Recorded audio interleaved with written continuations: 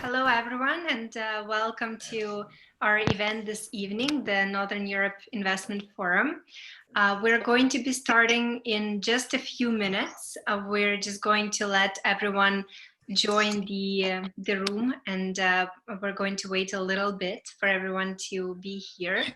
In the meantime,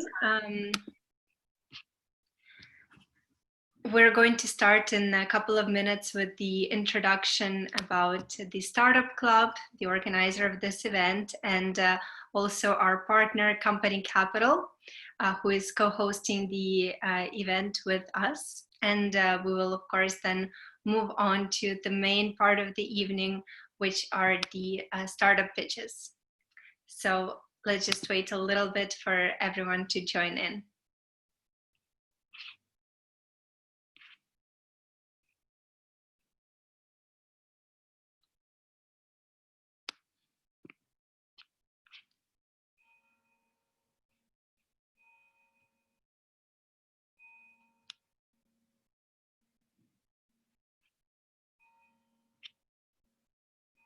I also wanted to let everyone know that the event will be recorded with the purpose of then sharing the presentations of our startups with our larger investor network, with some of the people who couldn't be with us tonight.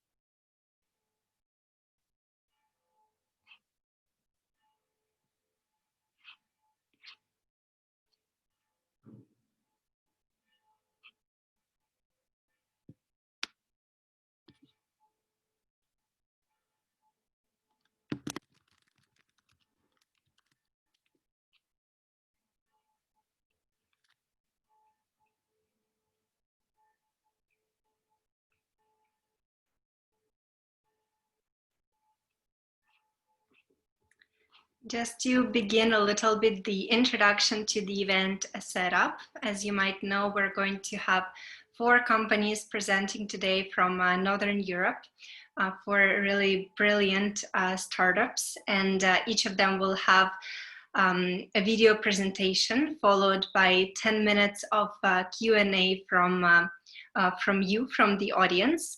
And the way in which the Q&A is going to go is we're going to encourage all of you during the presentation and after the presentation to submit your questions in the chat so that we don't have too many technical difficulties during the Q&A.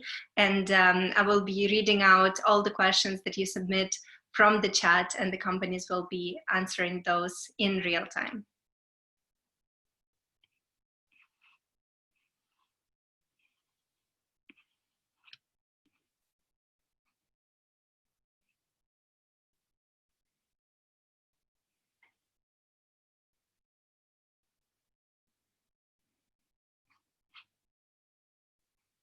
We're going to wait just 1 more minute, and then I think we're going to start with the event with some introductions.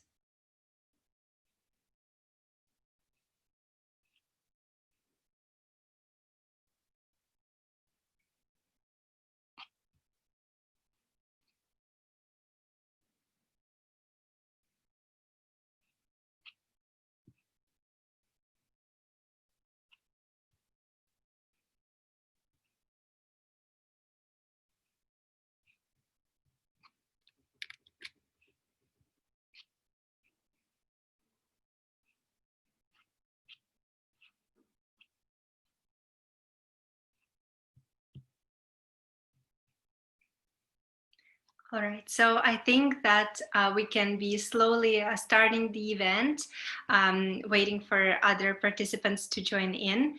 And the first thing I would like to share with you, of course, is the story of the Startup Club. I know that many of you are joining our event for the first time, and you might not necessarily know our background and our history and what we do.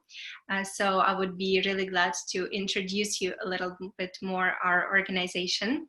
Myself, I am the CEO of the Startup Club. We also have my 2 co-founders present in the room, Brian Emerson and Oliver Doring. And we've started this organization about a year ago with the purpose of creating a truly international startup ecosystem and connecting startups and key players in the ecosystem around the world.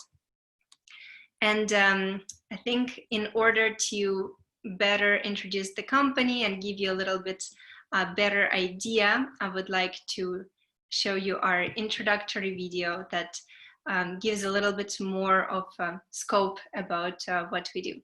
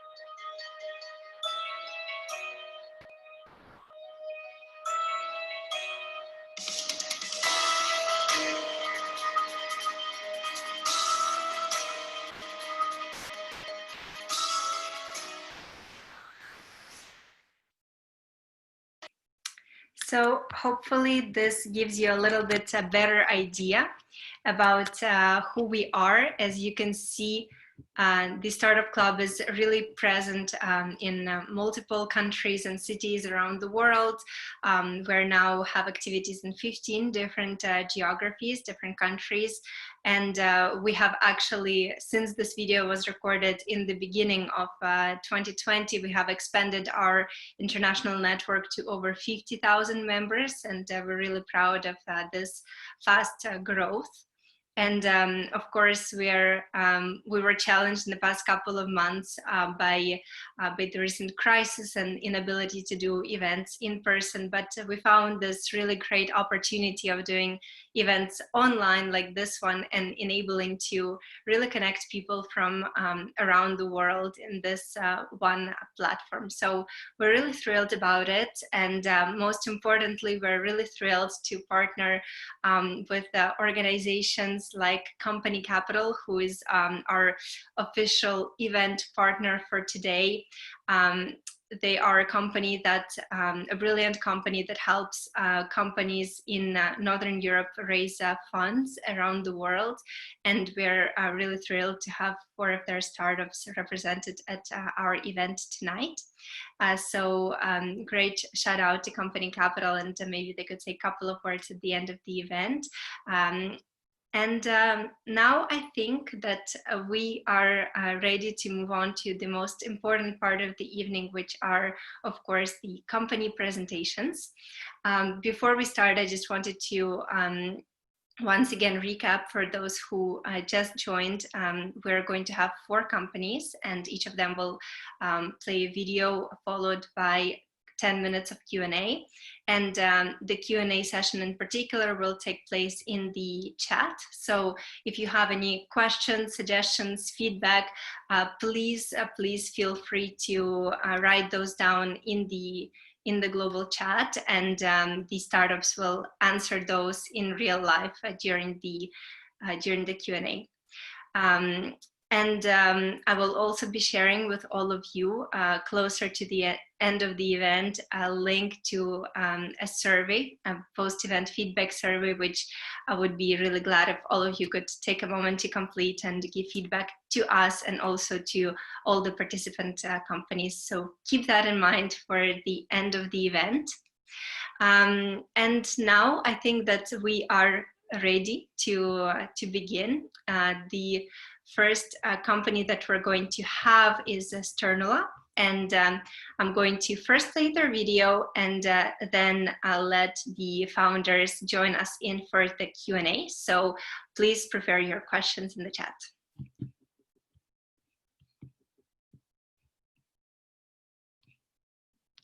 Hello, my name is Lars Molten. I started Sternula in 2019 together with my friend Stefan Pielmeier. Sternula provides cheap, secure, and global connectivity for the maritime sector using our own fleet of satellites. First, we would like to run a short video. Like other industries, the maritime industry demands new digital services for more efficient operations. Ship crews need smart tools to navigate safely and at the same time balance travel time and fuel consumption. At Sternula, we are building a satellite constellation to meet a number of needs in the global maritime industry.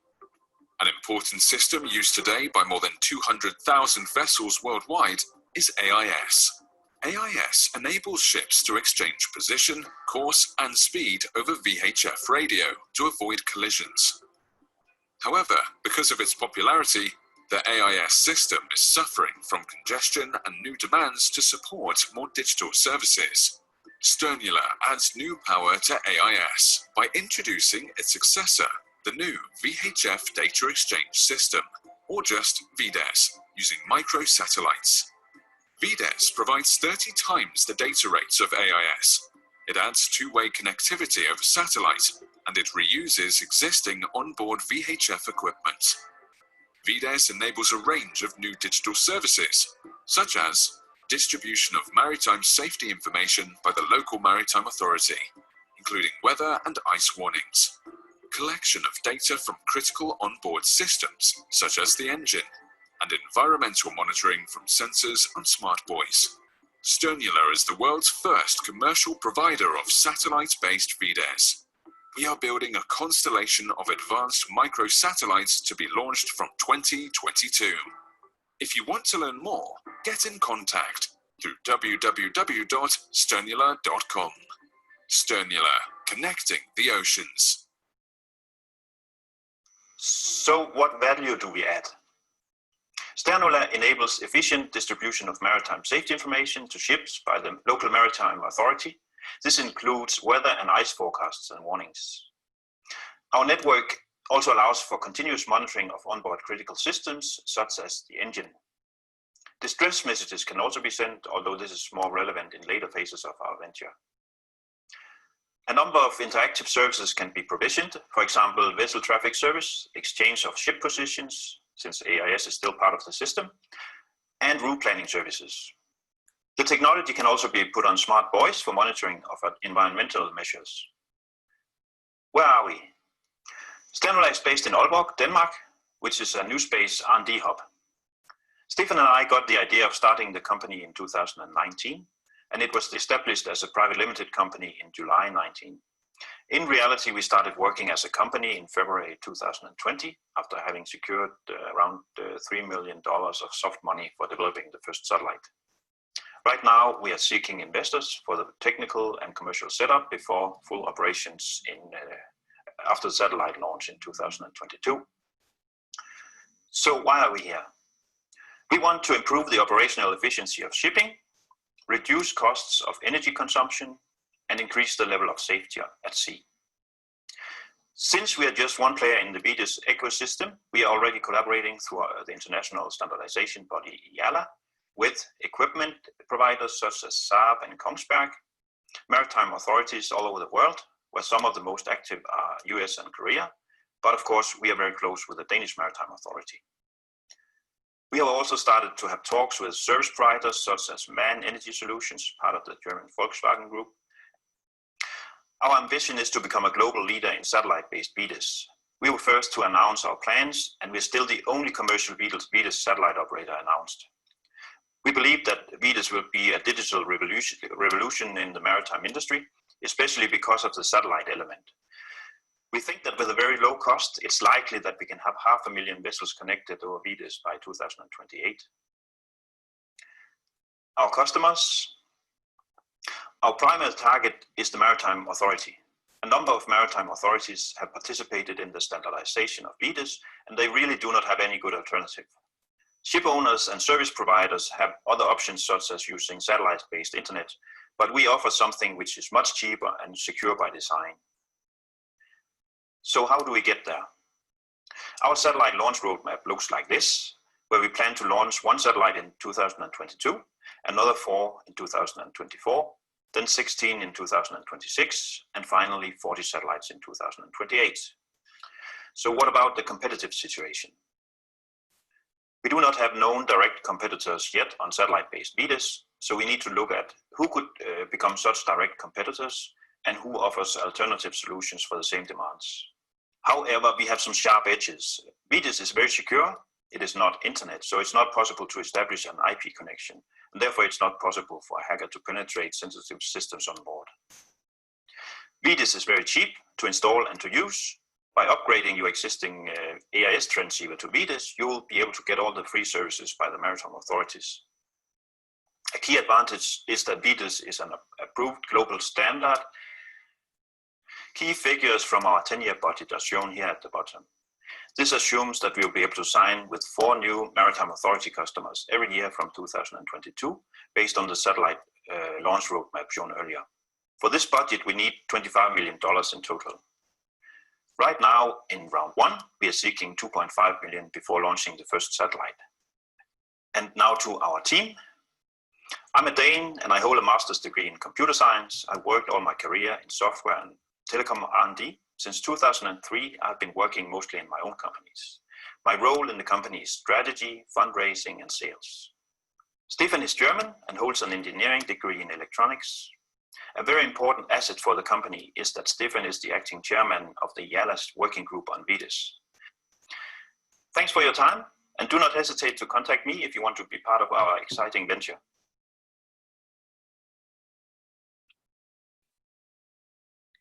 Well, great. Thanks to Lars for the presentation. And I invite you now to unmute yourself and put on the video so that we can start the Q&A part. Okay, this is Stefan Pielmeier speaking from Sternula. Can you hear me? Yes, we can hear you great.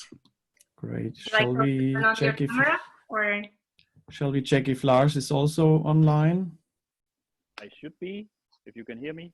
Yeah, we can hear you great. Okay, Lars, I think I take the first question. Yes. What do you think about that? Mm. Yes, it looks like CTO questions. Yeah, many of them are CTO questions, I feel. Let me start with the first one. The question is, how does Sternula protect all of this important and potentially proprietary data from cyber attacks? I need to be careful to come with a short answer here. The first answer has Lars already given. The service as such is not a direct internet connection. So there's all services and all data on ship side and shore side is protected by the fact that it is what we call federated data and federated services. So the access of servers from, you could say, the internet side is very strictly limited. However, these are IT systems and cyber attacks are possible. The next level of security here is what the maritime connectivity platform adds as a security layer to this system. So we use VDES as a transport, and we use the maritime connectivity platform as the connectivity between ship and services. Meaning there is embedded security, the same like you would use for online banking and web browsing. It's TLS security, so it's quite high. It's not impossible to hack, but it's much higher than all the known today digital communication systems we have on ships. So in the end, you get an end-to-end encryption. That's maybe the important point as well, where you need it. For the next question, and you need to speed me up or slow me down. No, you're going at a great speed, and okay. Hopefully you answered Peter's question. If not, Peter, you can let us know any follow-up details that you might want to ask. But you can now move on to the next question, I think, from Alexander, as to how your services will be certified globally.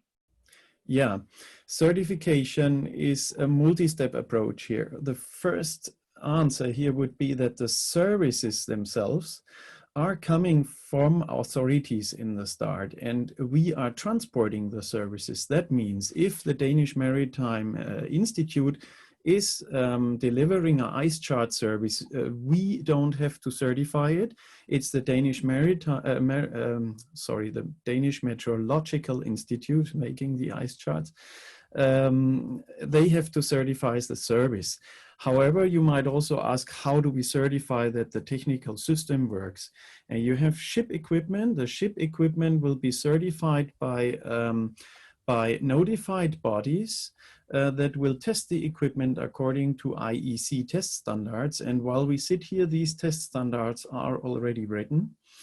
And for the satellite part, it's a bit special because there will probably not be an extra IEC test standard for the satellites. There are still, or there will not be so many satellites.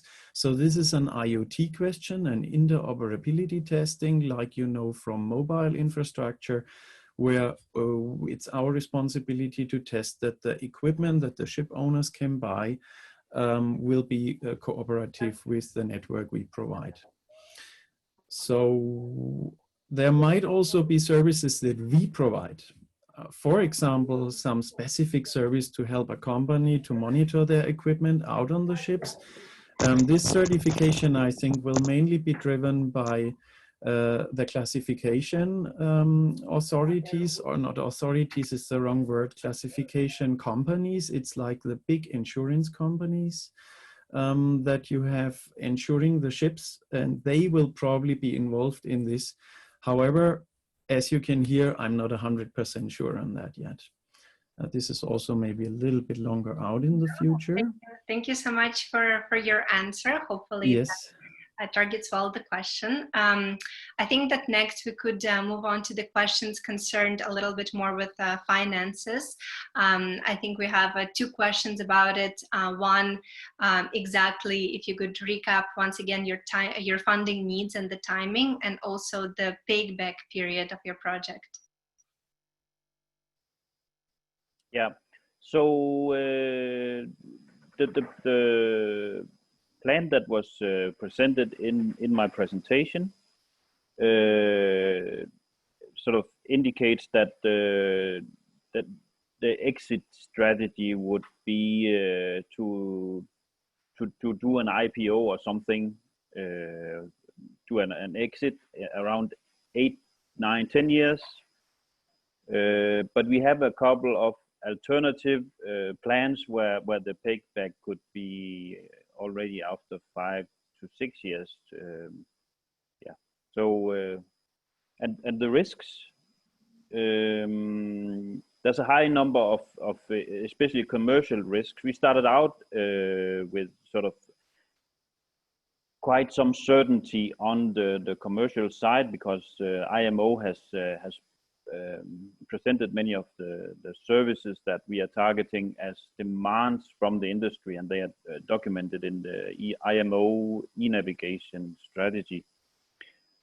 So we started out focusing very much on securing early funding and sort of trying to figure out how this should be technically solved. So right now, I would say we are stronger on the technical side. Yeah, Stefan and our team and our partners have done a great job to minimize the technical risks. So right now, I would say the main risks are on the commercial side. How fast are we able to get this new technology into the market? What can we do? There's a risk that things will move too slow to make a good business. So we are trying to educate the market. We are producing marketing material, illustrative videos, materials to sort of educate our market. So those are the main risks that we are working with right now. But more will come, I'm sure. We have a very strict risk management process, which helps us to prioritize things. I got it. Thank you so much. And maybe something that's connected to at your last point about educating your customers, and maybe the last question that you can pick up. What are your competitive advantages, if you could summarize it once again for everyone in the audience? And as you would summarize it for your customer. It is the security. The technology is designed for security, so it sort of assumes that the old way of having sensitive equipment on board ships completely decoupled we should be close to that still with the new VDIS technology. We should not enable IP connectivity through this system so that you can connect it to the electronic chart system on board, which is a very sensitive system, because if you can move a vessel virtually 1 nautical miles to the east, for instance, you can make it crash onto some reefs and stuff. So this should be kept as a separate closed system, and we do that through the system simply can be connected to these systems because it does not allow such as an IP connection for hackers to utilize. Then it's the cost of installing it and using it. It will be deployed over VHF, which just requires a simple rod antenna. So no special satellite antenna, despite using satellites. So an upgrade of the existing AIS system on board, and then you are up running. So those are the main benefits. Was there another question? Yes, I think that answers well the question, and we have, I think, maybe time for one short questions at the end from Peter once again, who's asking, where is the information stored on Sternula platform or by the ship owner? That one I give to Stefan. Yeah, a good question. Information. So the information is probably the service content we talk about, I guess. And service content could be a new weather report or a storm warning, let's say. And this information is information that comes from a med office somewhere, an administrative meteorological office, let's say in Greenland. And they issue these warnings through a network they have together with the military and strategic partners. And at one point it enters our system, and in our system it's getting transported. But however, you're right, it's a broadcast, right? We want to broadcast that many times, and not only once to the ships that right now see the satellite. So we need to ensure that it's broadcasted in the whole relevant area for the whole time until that storm for sure is over. So information may be a one-shot thing, then we only transport it, and when it's received, we forget it. We don't store that information except maybe for debugging issues later on if there are problems. However, there is broadcast information, and broadcast information needs to be stored on the satellite in order to be repeated, because as the satellite moves, it's not geostationary, so they move over the Earth. They will have to repeat that information, and some information might be valid for the whole Earth. Some information is only very valid in certain areas. So, yeah, I hope this answers the question somehow. Thank you so much, Stefan, and thank you so much, Lars.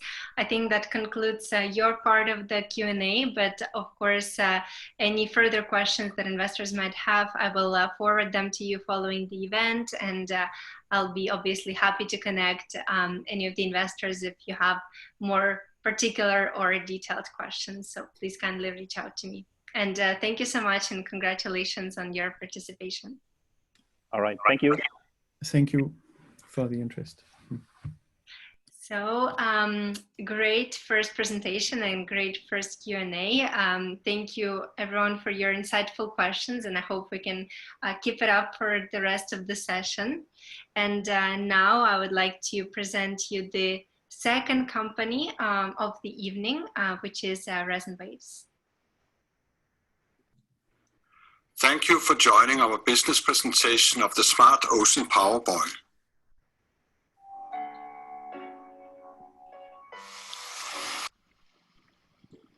I've always been fascinated by the ocean, fascinated by all the thrill it creates, the amazing forces, and the fact that the waves never stops. So I decided to build a company utilizing the power of the oceans. I wanted to provide a solution to a current problem and at the same time make a better and greener world for the next generations.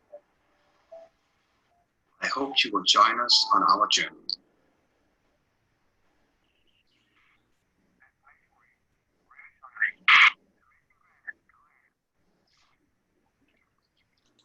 Something's not working. Smart Ocean Power Buoy is a game changer.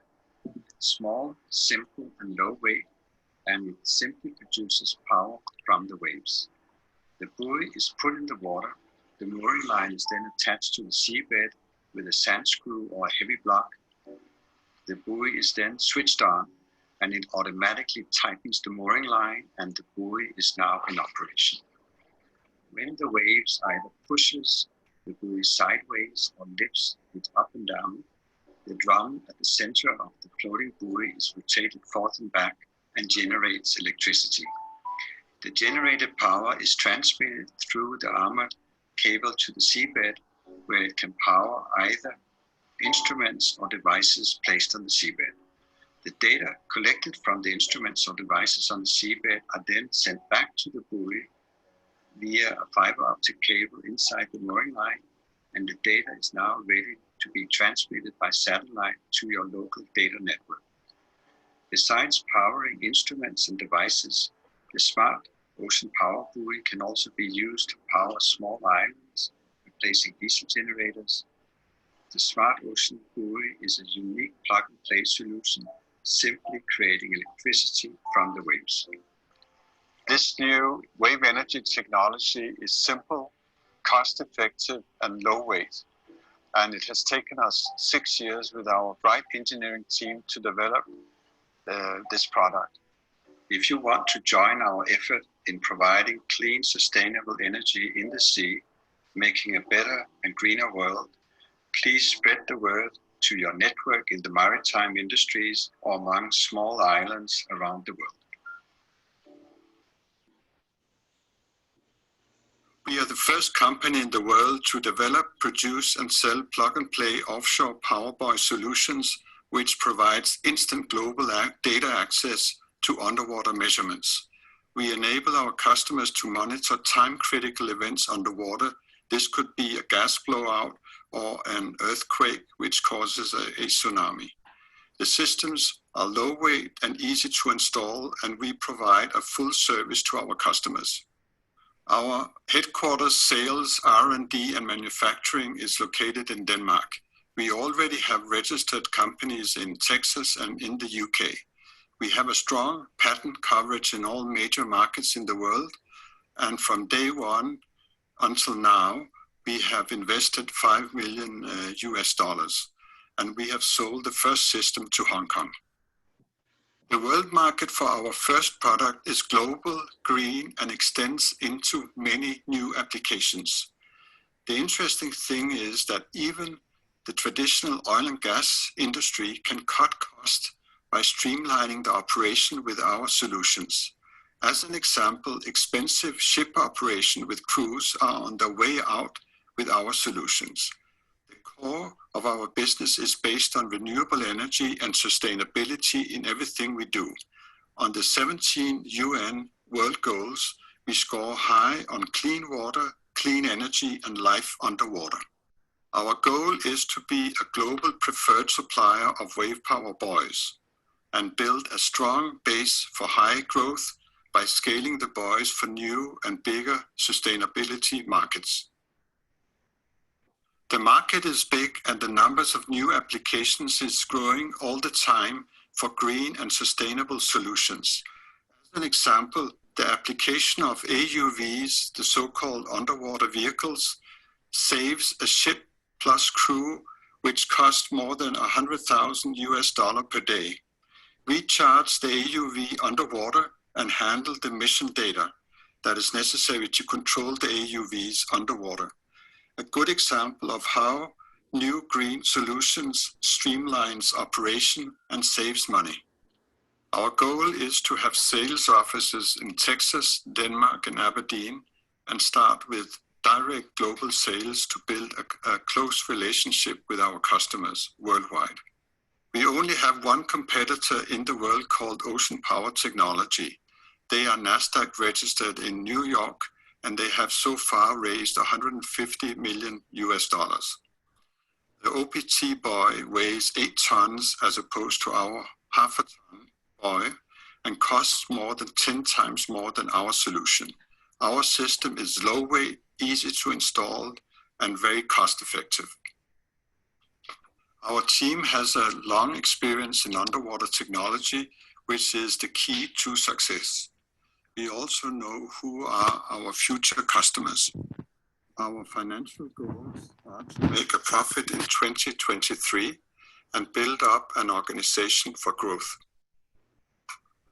To reach our goals, we have a requirement for $1.8 million this year and a follow-up of $1.8 million in 2022. Later, there is a big potential in scaling the buoys further for a big renewable marine market. Thank you for listening, and I look forward to answer your questions.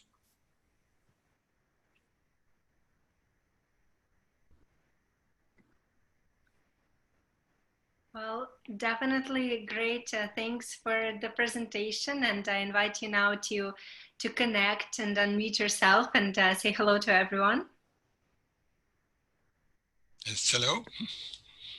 Hi, so great to have you here once again, and congratulations on everything that you have done so far. I think that we have a couple of questions already, so we can start from the beginning. Have you secured any key partnerships to date, and are you eligible to any grants? Yes, well, first of all, then the main thing has been to you can say spread the word of this new technology, and so far we have received more than $2 million in grants, and we already have and we are going for further money over the next couple of years as well. Okay, and do you plan to kind of form any partnerships in the future? Yes, it's the whole system, or you can say the concept, is a global activity, and what we do is in the beginning we start selling directly and building up contacts locally directly, because it's new technology and it's very important we are present in the beginning, and then after that, then this can be organized with companies on the ground in each country to develop the business later on. Okay, thank you. I think we can address at the same time the two questions from Marty.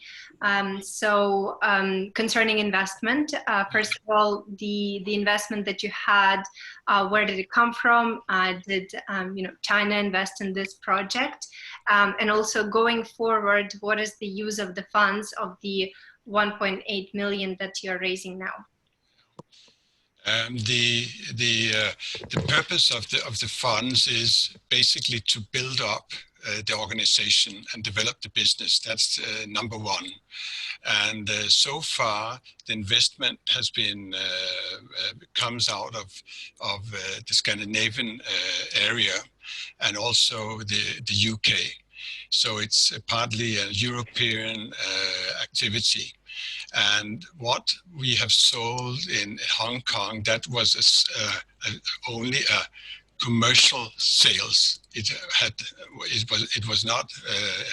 We did not have Chinese investors.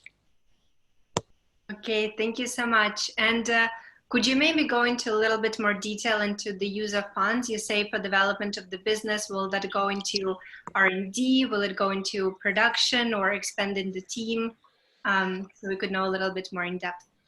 It's well, the key thing is of course to develop the products so they get so they are highly reliable.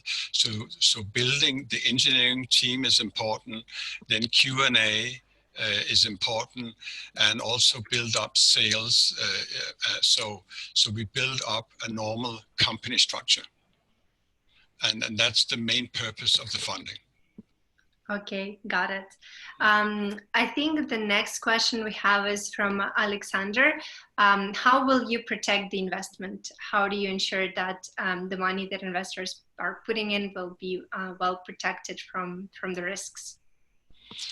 Well, risk assessment is is a very, very high priority, because working with systems in the ocean is always a risk.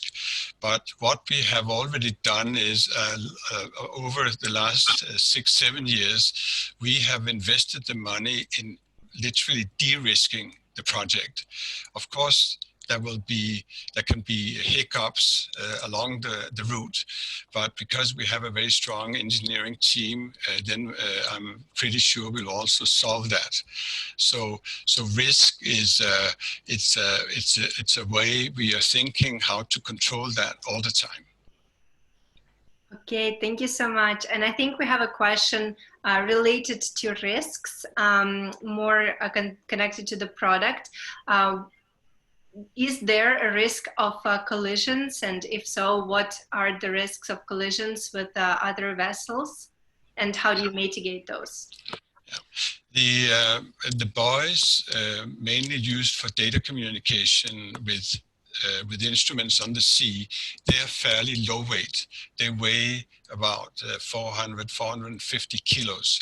So they have a weight of a small dinghy in the sea. So the low weight itself means that it's not a risk. You can say the risk is more that that a much bigger ship will simply run down the buoy. But the buoy will not cause damage on other ships. Okay, got it. I think we have also a question related to the product design itself. I guess question from Marty, do you have enough data that this device is reliable, and how can you assure this as a scientist? And I think that maybe while answering this question, you can tell us a little bit more about your product development process and how you tested it out, and what were the kind of features that you came up with during that testing process. First of all, the concept has been through a full engineering loop, where we started with small-scale wave tank testing to evaluate the basic concept. Then we designed the first buoy based on this technology, and there we have done fatigue loading and testing on critical components. For example, there is a spring in the drum section, which is the spring like in a yo-yo pre-tension system, and this spring is a very critical component, and we have spent almost 4 years in verifying that we have excellent that there are no aging, or we don't have, that the springs can really last. And then everything is calculated from with structural calculation, where fatigue is one of the big issues that we have to deal with. And all that we have done systematically. And then we have built test jigs to test the operational system generating the power. Then we have done sea tests since 2017 for quite a while. And anyway, sea tests are always very important, because that's where we see things that you wouldn't expect happen, that can really happen in the sea. So it's a very long process we have already been through, and then the main thing is that we start small, also to reduce risk, because with a small system you don't have a big risk if something gets damaged. You can fix it, you can improve the design very fast, and also reasonably cheap. Thank you so much. Hopefully that answers Marty's question. Maybe next you can address the topic that Hamzat raised, telling us a little bit more about the business relationship in Hong Kong, the commercial sale that you did. And maybe while answering this question, you could tell us a little bit more about your target markets and whether the expansion in China would be something that will be on your radar. Well, first of all, then there has been a very big interest in Hong Kong to actually demonstrate new renewable energy, especially marine renewable energy. And so we have sold the system to a company who would like to display this and really demonstrate how this works. So in the harbor, so it could serve purposes in the harbor. And so far, we have not had any relations in China. But of course, China is also a big market because what we can do is it applies to all oceans in the world. Okay, got it. Thank you so much for the answer. We have two last questions, I think. First, the question from Abdul, how has the project been funded so far, and do you have any competition? I think you answered the first part a little bit already, telling us about your investments from Northern Europe and UK, but maybe you can touch a little bit more in depth on the competition part. Yes, in the slide presentation, I showed that we were in direct competition with OPT, Ocean Power Technology in the US, where I made a direct comparison. And there, that is the only competitor we have. But our product, it weighs a fraction of the OPC system. The cost of the investment of our system is also less than a tenth. So from that point of view, we haven't seen any real competition in the world yet.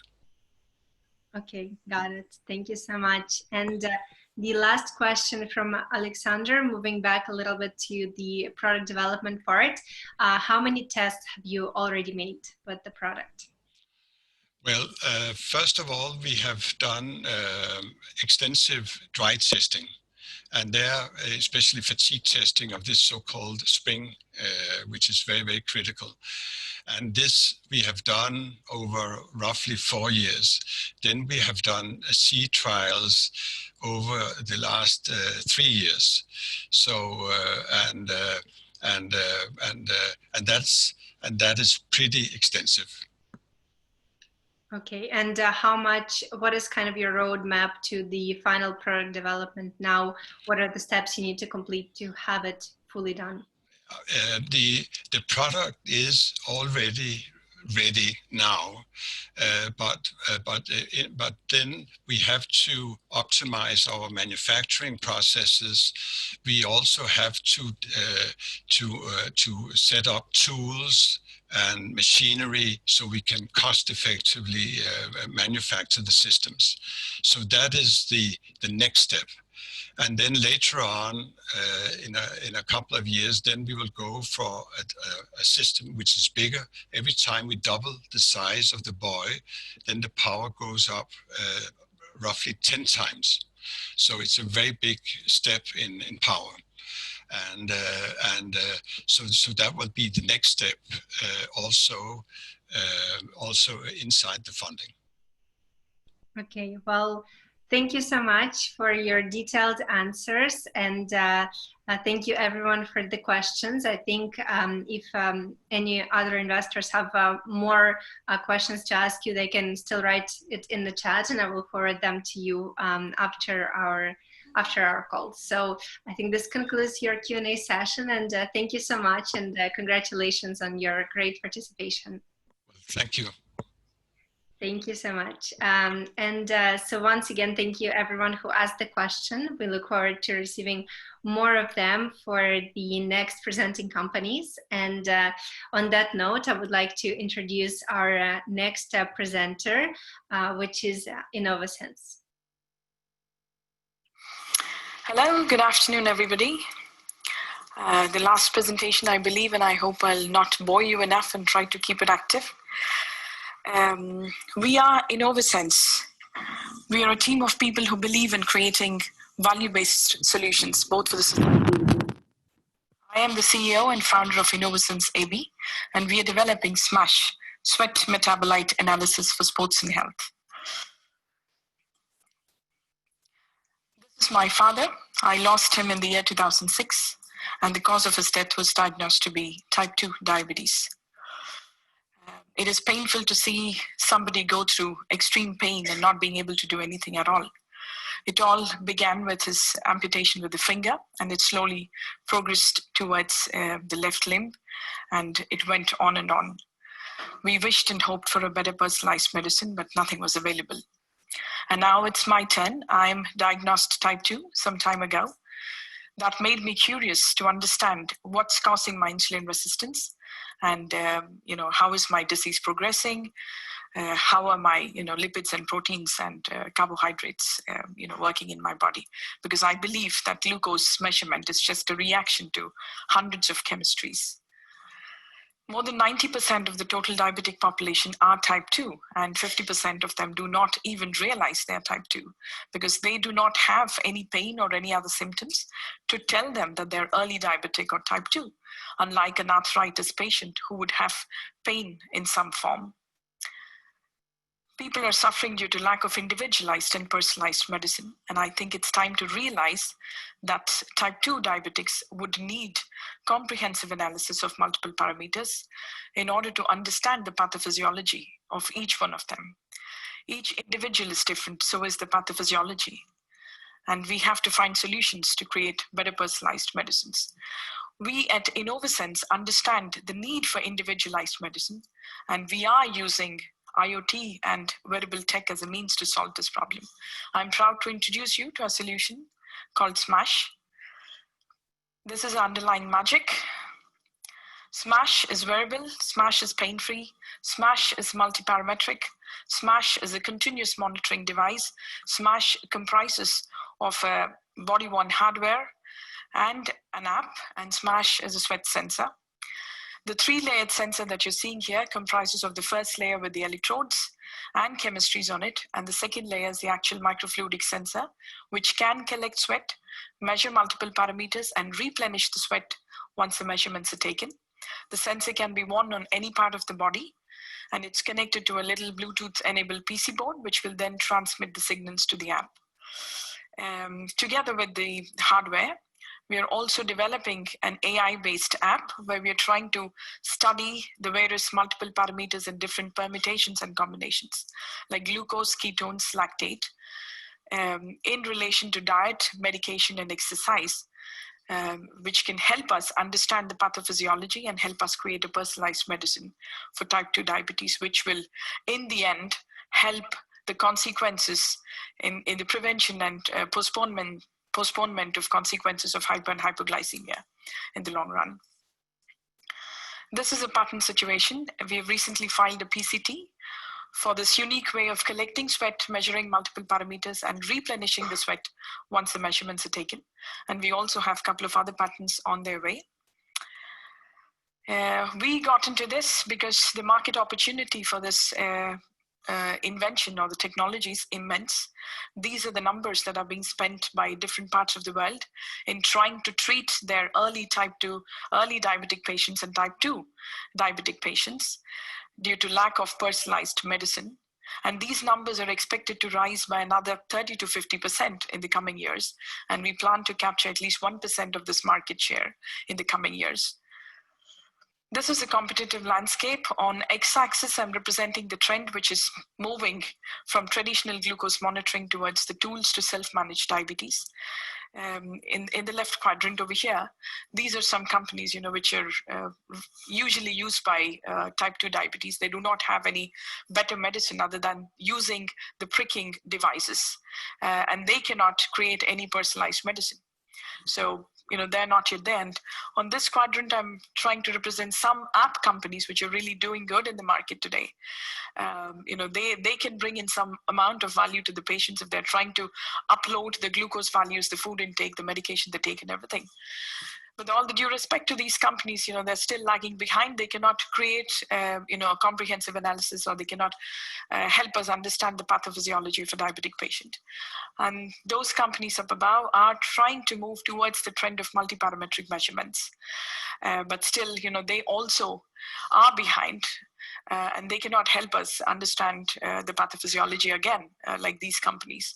So this makes us completely unique within this space, because we are truly non-invasive, continuous monitoring, and we can provide multi-parametric measurements simultaneously.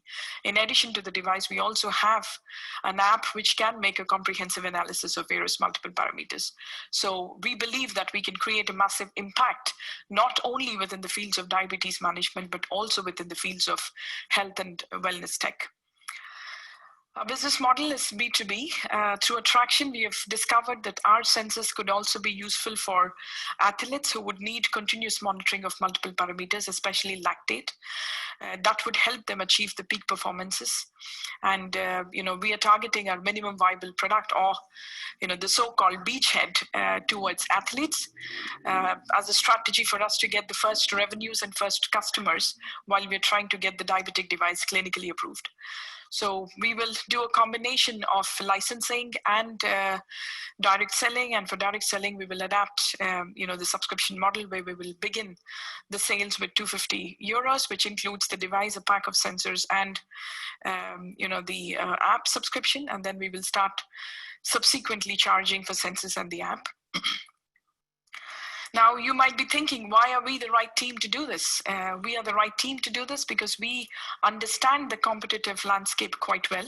We have tried and tested every solution that's available in the market, and nothing works. We are a team of people who know how to build scalable solutions and turn them into profitable businesses. And we know how to drive marketing strategies to attract qualitative customers. So our team is a clever combination of science and technology. Most of the team members have been part of health tech and life science companies before, and I can explain in detail if somebody's interested. So far, we've been able to raise about 1.5 million Swedish in seed money and angel investments. We're pretty proud because we have secured EU Commission SME Instrument Phase 1, and also a couple of other grants, from the region. We are very fortunate about those things.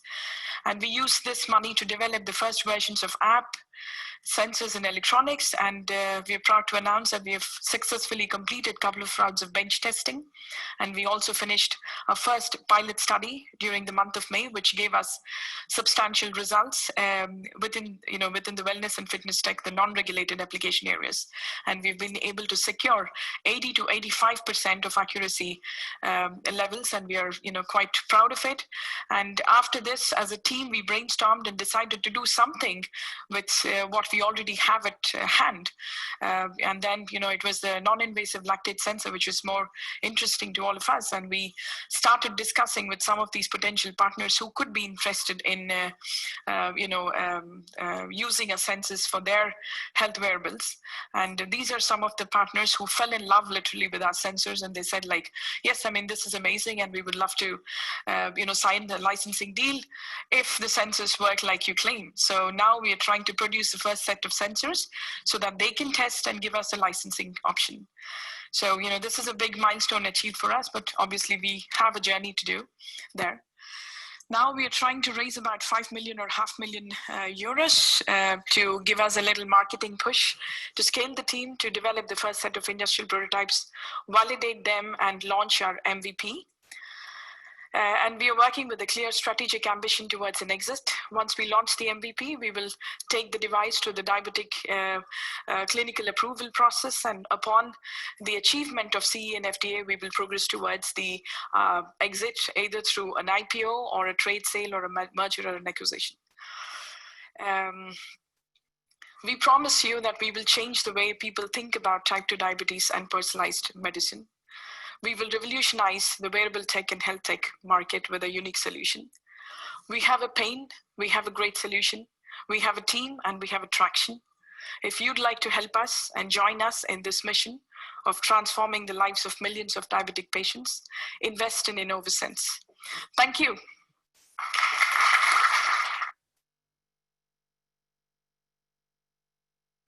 Well, I think it was a really great presentation. So thank you so much. And I would like to invite you now to the Q&A floor to unmute yourself and to say hi to everyone.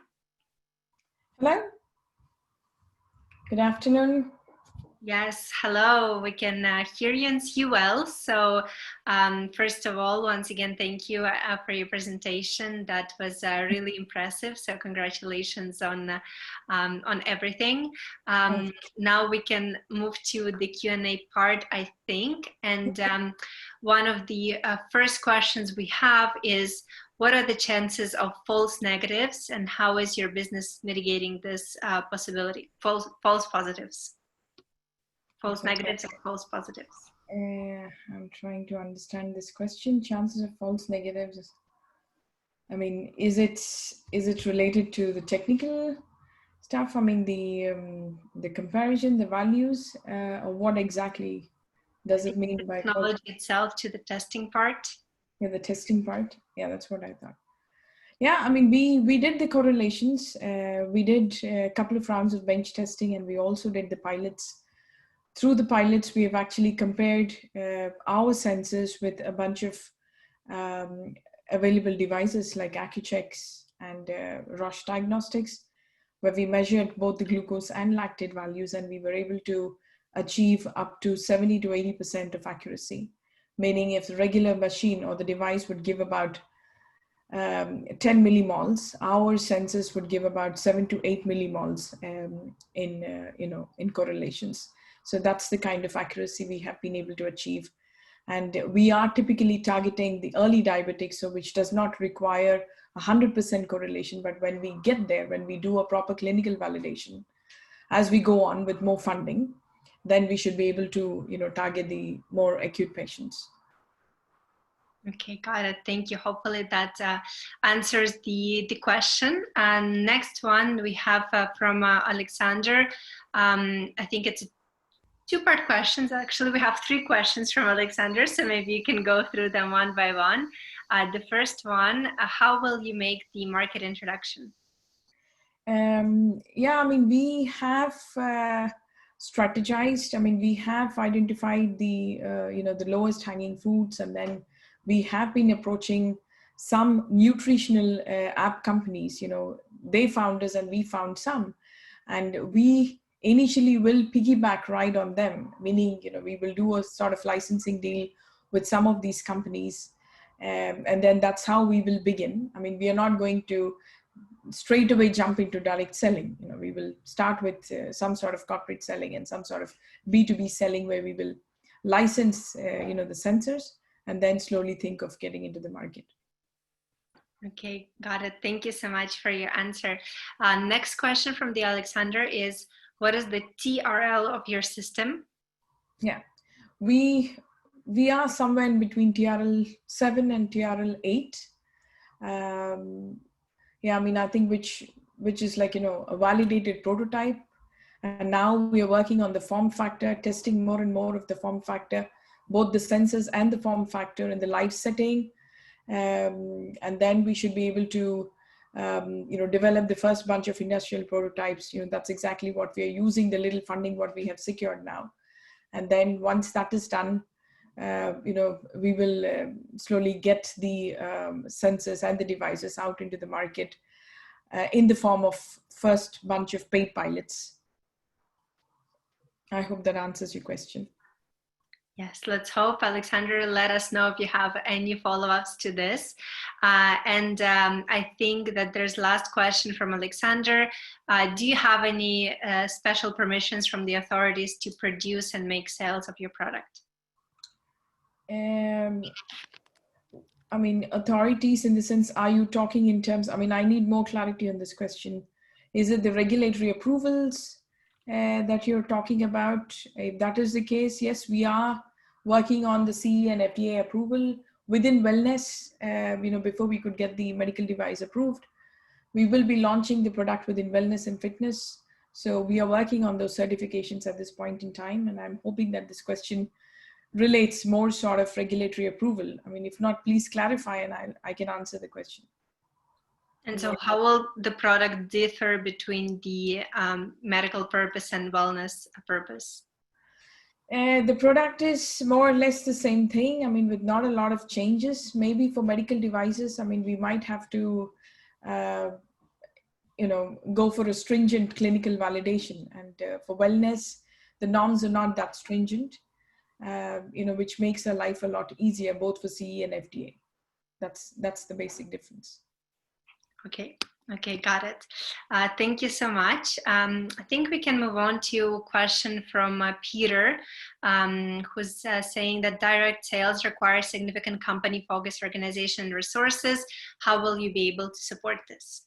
Yeah, like I said, we are trying to work with some companies like Polar Sunto in Finland, and we also have contacts with one German company called Perfood International, and NutriSensio is an American-based company. These are all app-based companies, and they believe that these sensors have the crux of bringing the multiple parametric values from the real bioanalyte. So these are the companies to whom we would be selling the devices. The first set of paid pilots, they're also fine without the CE or the FDA for paid pilots for research purposes, and that's how we will begin.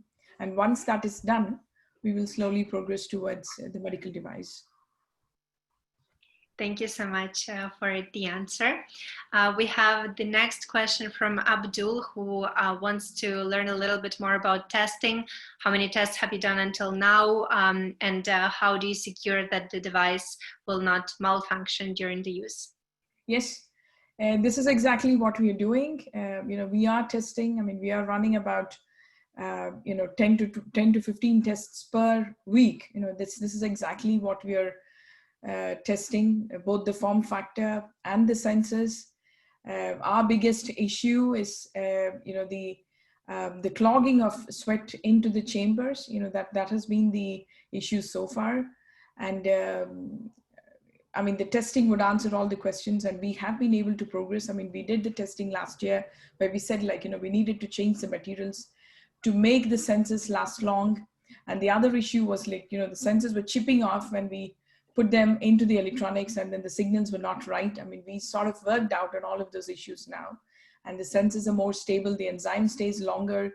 The sensor's shelf life has been improved. But obviously, yes, we are doing more and more tests to keep both the sensors and the electronics stable at this point in time.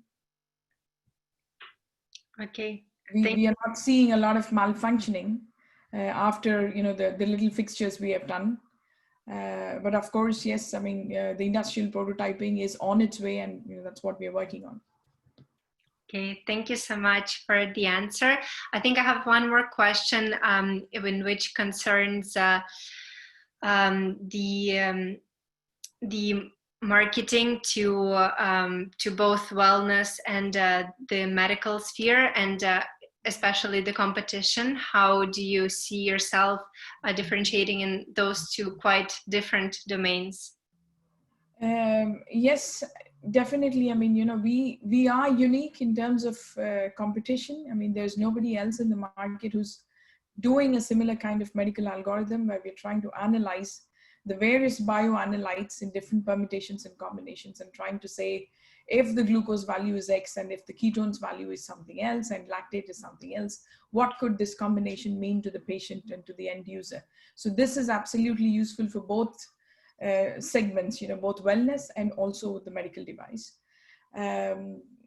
That's the predominant way how we differentiate ourselves, and also our patent is pretty strong, which cannot be easily replicated because we have pretty unique fluid dynamics which cannot be copied by anyone else out there. And what was the second part of the question, if I may ask you? Yeah, was about the competition. How will your marketing differ in terms of both fields? Yeah, the marketing, yes, I mean, we are definitely not approaching the same set of customers. I mean, we kept it different. I mean, the people with whom we are working now and the potential customers would be somebody like, nutritional app companies and someone like fitness and wellness companies, or, otherwise a bunch of wearable tech companies like Polar and Syndrome. And these are the ones whom we are approaching at this point in time. And they are totally different. And we have had good connections with the distribution networks through the internal board members. And we have also been approaching several distribution networks through the various events that we have been attending the last 3 years. That gives us a pretty good scope of reaching out to these partners in different parts of Europe and India to begin with. And now slowly we are looking for connections also in the US. Okay, that sounds great. And that's why we're here, to all of our US-based investors and professionals who are present tonight. If you have any more questions or feedback, it would be really appreciated. So I will leave the chat to continue going on if you have any additional questions or concerns or suggestions to Sirisha. But in the meantime, I'm saying great thanks to you. Congratulations on your participation and on everything you're doing. And we were really happy to have you, and we wish you all the best for the future. Thank you, Olga. Thanks. Thank you so much. I think that we're now ready to move on to the last presenting company of the evening, and I'm going to now share the presentation of Cavidi.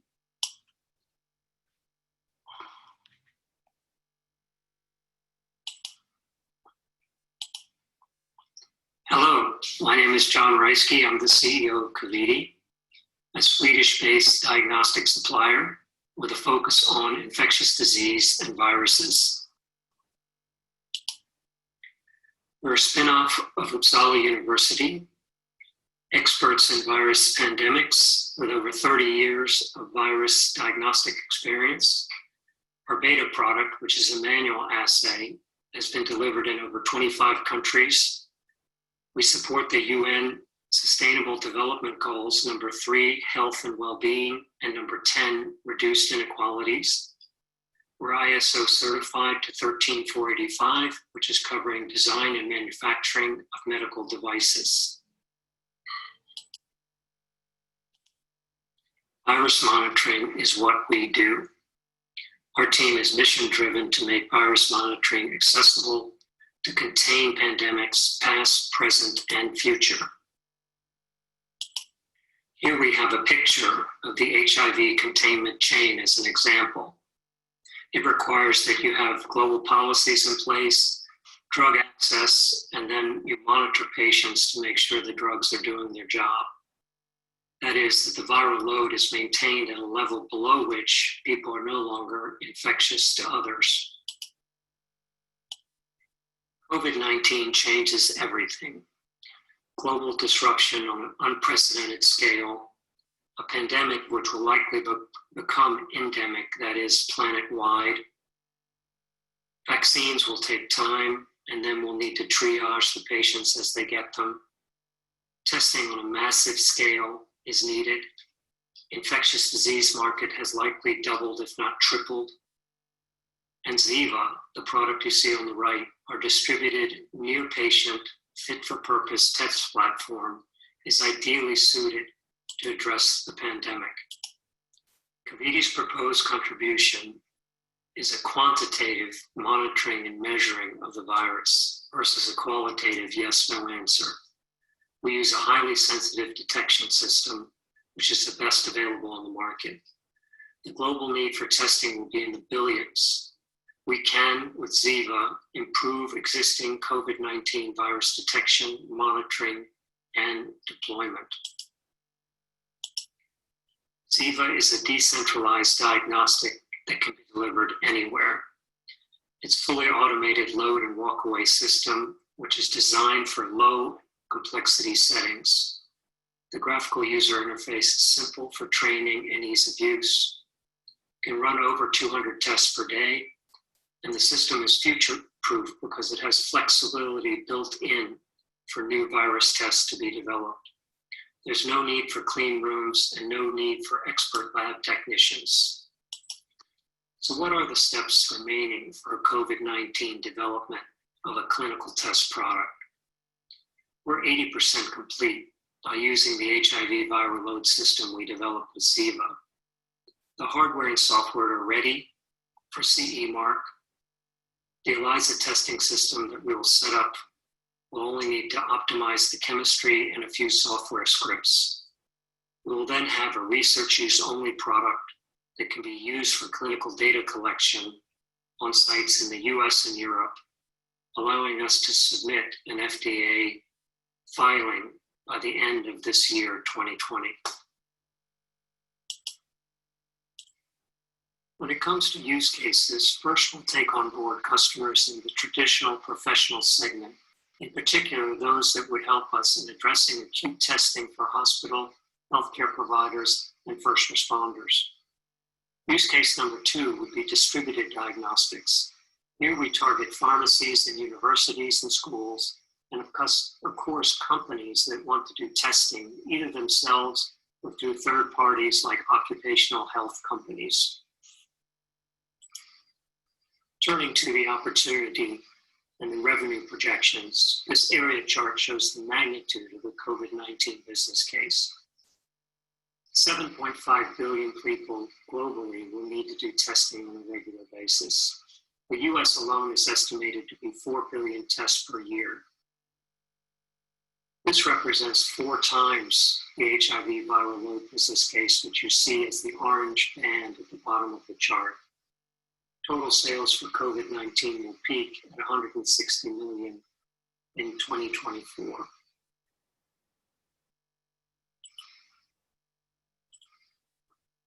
When it comes to the ZIVA value proposition, we're focused on mid-tier laboratories. This is based on low complexity system thinking. You see the top tiers are dominated by Roche and Abbott with high throughput, high complexity, and clean room reference laboratories. The middle section in 3 and 2 segments are where Cepheid is our main competitor. Danaher has bought them in 2016 for $4 billion. They're now run by Becton Coulter. The ZIVA advantages are robust design, detects all HIV subtypes, and it's a batch rather than a cartridge system that Cepheid has. This way we optimize for 200 tests per day, which is the sweet spot in the middle tier laboratory throughput. When it comes to distribution, there are multiple pathways to market. There's the top 10 diagnostic global distribution companies. There's local experts in regional markets, and then licensing. We're currently in advanced discussions with the top 5 global diagnostics player for HIV viral load testing. The COVID-19 test would follow a similar pathway. When it comes to the investment and use of funds, Cavidi is looking to raise US $18 million over the next 2 years, including a $4 million contingency. You see the use of funds in this table. In round 1, we would raise $4 million now in July and August, with an additional $6 million raised in November to take ZIVA to finalize development and submit for regulatory approvals. In round 2, we would raise $8 million in March of 2021. That will enable the first ZIVA deliveries, including serial production. We're in discussions with an investment bank on a strategy to take Cavidi public with an IPO in the first quarter of 2021. This would enable a scale up of the company through new market launches and introducing new products. The go-to-market team is in place, a strong team of highly experienced professionals from the Scandinavian region with tremendous business experience. Management is mission-driven team, group of segment experts with deep experience taking medical products to market.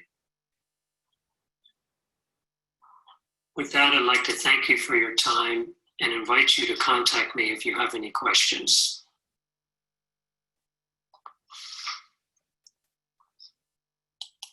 Well, huge thanks to John and congratulations on the presentation. So John, I would invite you now to join us and to turn on your camera and volume and say hi to everyone.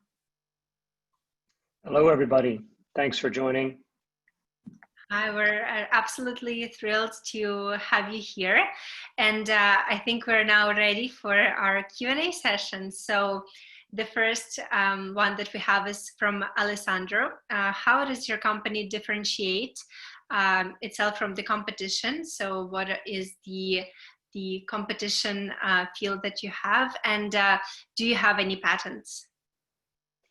Yeah, I'd say key differentiator is the ease of use and walk away time from the instrument. Once you load this instrument with the reagents and the samples, you push a button and walk away. It's that simple. You don't need a clean room, and it's designed for very robust environments where, you know, the laboratory technician requires maybe 20 minutes of training.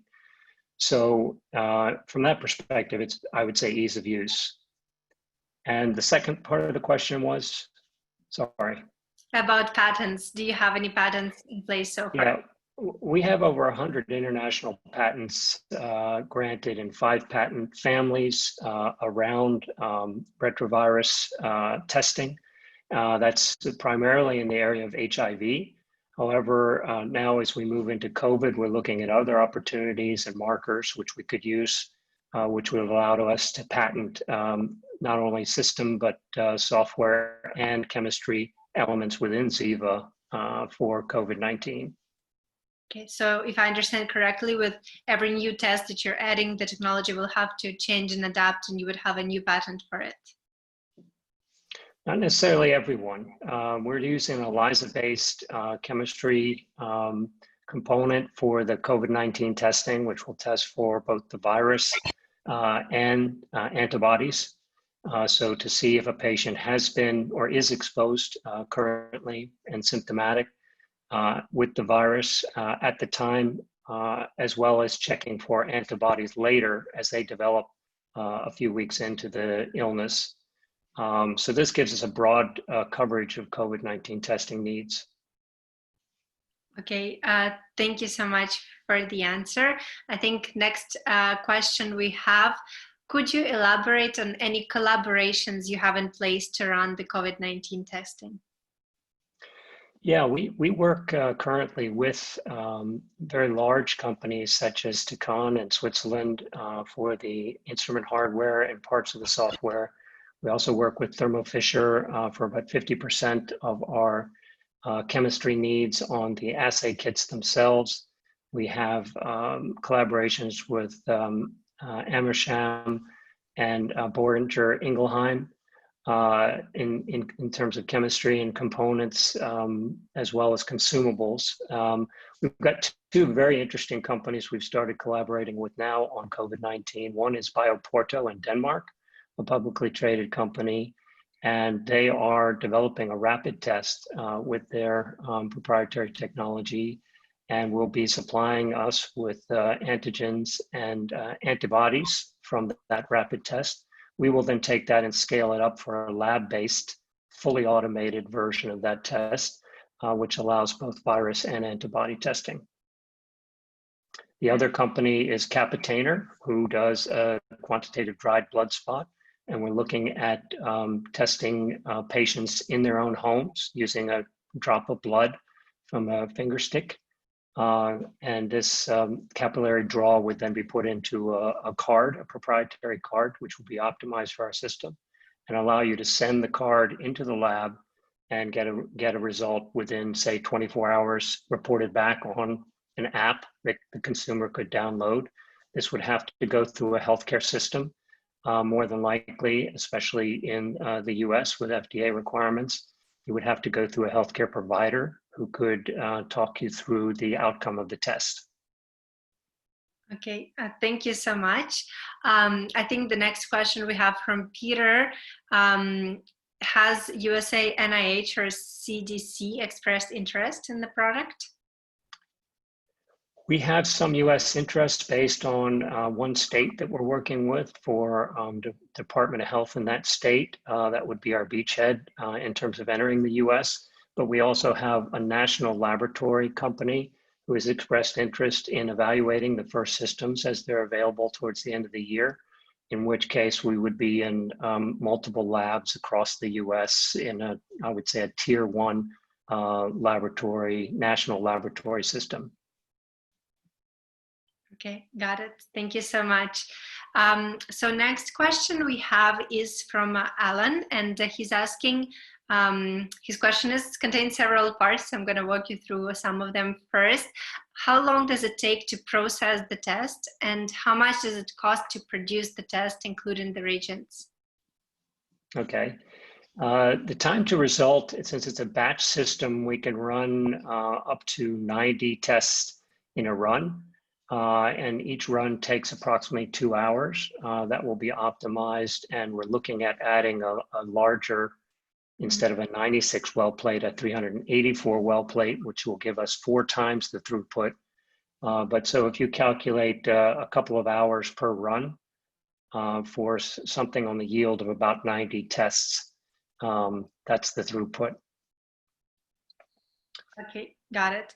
And one of the follow-up questions that Alan had was, do you have any unique reagents that allow you to cost down your test kit? Yeah, I would say that the reagents we use are proprietary because we're optimizing the ELISA performance. We will be matching anything that is on the market today, the gold standard, if you want to call it that, from Roche and Abbott. So we'll have in the high 99% sensitivity and specificity. I believe that the antigens and antibodies that are being supplied by BioPortal will be of very high quality. We've taken our time in working with them to develop these specific reagents, and they will be proprietary. I believe that also the time that we're taking to bring them to market will allow us to optimize them better than some of the tests that have been rushed to market. You can see and today. Very challenging to bring out these reagents in a very short amount of time, and you can see quality.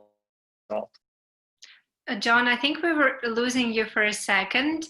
Would you mind repeating your last sentence, your last part of the response? Lost.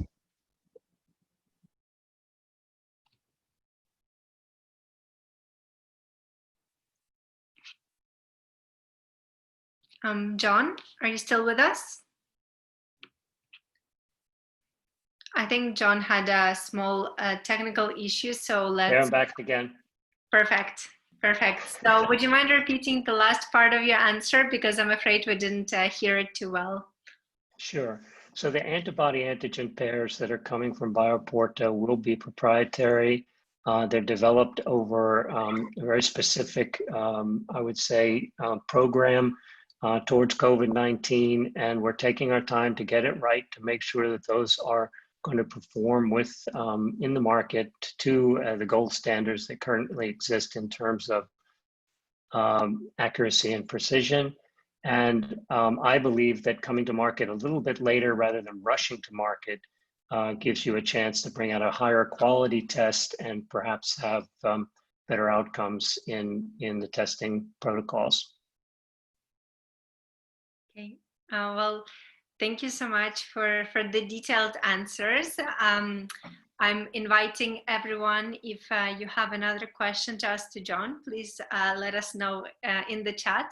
I guess maybe one of the last questions from Peter was in your name, Cavidi, was it actually taken from the name of the epidemic, or was it just a coincidence?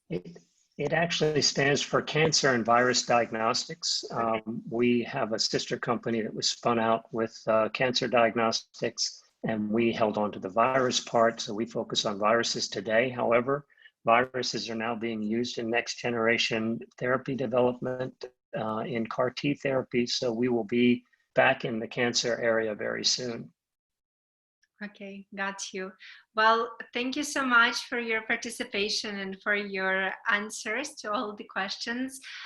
If we're going to have any more, I'll be sure to forward them to you after the event. So congratulations on everything you're doing, and well, keep it up. Thank you very much, and thank you for inviting me. Yes, thank you, John. So actually, this concludes the presenting part of our event. We had 4 brilliant companies, and I, of course, invite all investors to afterwards get in touch. And if you want to be connected to one of the co-founders, you can let me know directly. And as a conclusion to our event, I would like to give a quick word to Karsten, representing CompanyCapital, who is our official partner for the event. So Karsten, maybe you would like to introduce yourself and say a couple of words. Thank you so much, Olga, and thanks to everybody participating, and also to the 4 companies that presented this evening. We've been working with each company for the last weeks, and we are hoping to redo this event together with you, Olga, and your team. Perhaps later on this year, October could be a good venue. And we hope that the investors interested in some of these events in the future will reach out to you or to me or to the individual companies presenting. So thanks again, Olga, for setting this up and for a great job. Thank you so much, Karsten. It was an absolute pleasure working with you and seeing those companies present. We hope that everyone enjoyed the event. We saw really a nice interaction in the chat, and hopefully those conversations will continue forward. And indeed, one last announcement is that the 2nd edition of the event will be taking place on October 26th. All of you will be receiving more details on the follow-up later on, and we would be absolutely thrilled to have all of you there. One last point from the part of the Startup Club, I am sending now to the group chat a link to the event feedback survey, a quick form that if you have a moment would be really, we would be really appreciative of any feedback you might have, any suggestions, and of course, feedback to our participants. So on behalf of the Startup Club, I would like to thank you once again, the presenters. Great congratulations, and thank you to all investors that joined us this evening. And I truly hope that we will see you again at our upcoming events. So thank you very much, and good evening to everyone. Thank you. Goodbye. Goodbye. Thank you, Startup Club. Bye-bye. Bye-bye.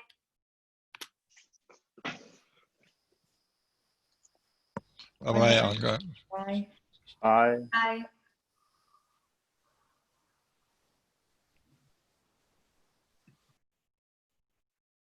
Bye.